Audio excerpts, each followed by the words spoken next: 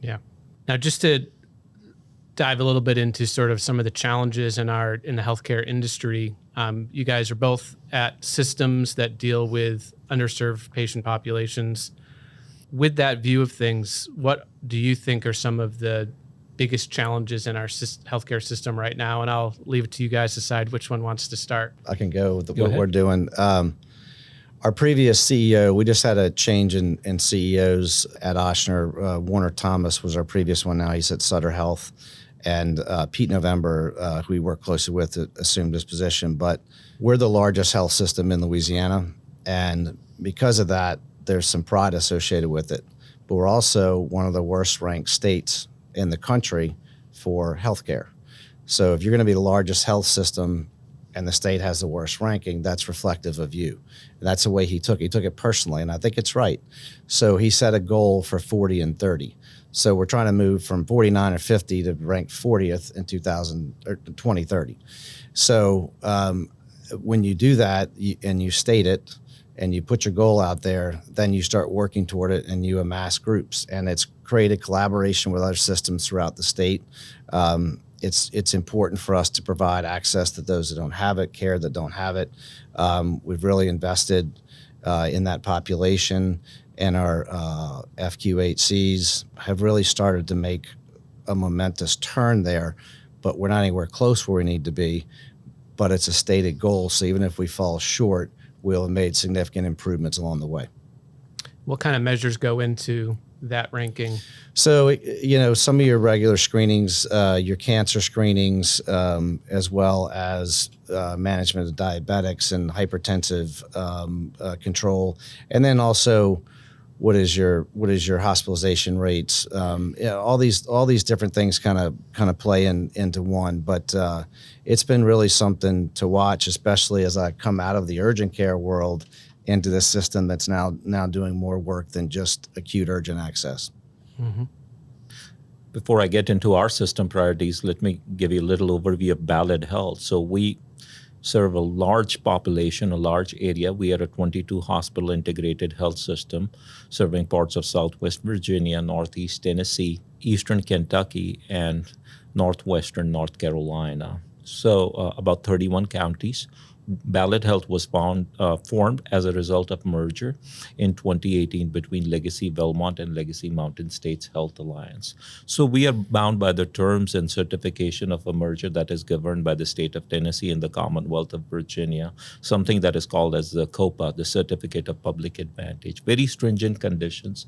Basically, they are done to ensure that we are delivering a higher quality of care while maintaining or lowering the cost of care, maintaining access to care.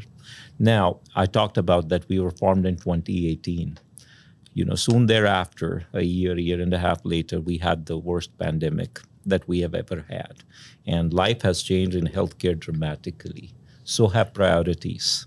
So what are some of our priorities at this point of time? Number one, the biggest elephant in the room is the staffing crises that we have. You start off with nursing, but I call it a clinician crisis. Respiratory therapist, physical therapist, you name phlebotomist, you name it. I don't know how many of us, how many of you in the room read a recent report which said that about 100,000 nurses have left the profession since the start of the pandemic between 2020 and 2022. 600,000, this is important, 600,000 are projected to quit between now and 2027. A vast majority of those 600,000 nurses would be folks with experience of 10 years or more. Mm-hmm. Now imagine that when your input and output are starkly different. We are in a crisis mode. How do you supplement, encourage, hire a workforce? Close on the heels of that is in my role, which is as the Chief Clinical Officer. In the backdrop of a staffing shortage and everything, how do you maintain quality of care? How do you maintain the performance? As most of you are aware, the quality of care, the clinical quality took a beating because the focus during the pandemic was survival of the patient and everything. I mean, it's tough to say, but pressure ulcer prevention was not number one of my concern. It was, do I have adequate ventilators, therapeutic regimens, all those kind of things, ICU beds available, ER space available. So our quality scores have taken a terrible, terrible beating. So our work is cut out for that. That's a priority. But I'm glad to say, we have done deep dives, root cause analyses. We have excellent stakeholders in our health system. As a result of that, this is just hot off the press. We have, out of the 17 measures we measure ourselves against, our quality of care at this point of time is better than what it was pre-pandemic. We have 8 metrics that are green. We were expecting them to be less red, but we agreed.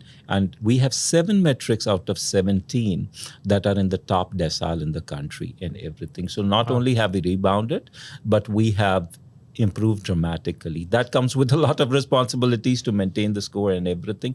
Financial headwinds are very, very strong for us in rural America. You deal with Ballad Health. Our payer mix is 75% Medicare, Medicaid, TennCare, you name it. A very unfavorable payer mix in a vast landscape. That doesn't make for good, financial situation for Ballad Health. Recently, we had 3 national credit rating agencies. All 3 of them affirmed an A rating for Ballad Health, and they also affirmed a stable outlook. That's hard to get when you have these health systems, right, from Cleveland Clinics, Providences of the world, joining the $1 billion club left and right. How to maintain a balanced scorecard approach. Now, this is happening. This is very familiar to all of us. At the same time, our priorities are, how do you diversify your revenue streams as care moves more and more out of the hospital?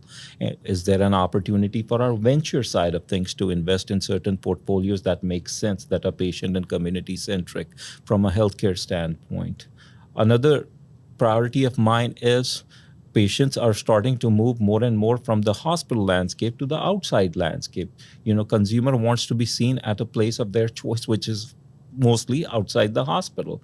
So how do you move toward digitalization at the same time keeping your focus on the safety and patient centricity in the whole equation? So those are some of our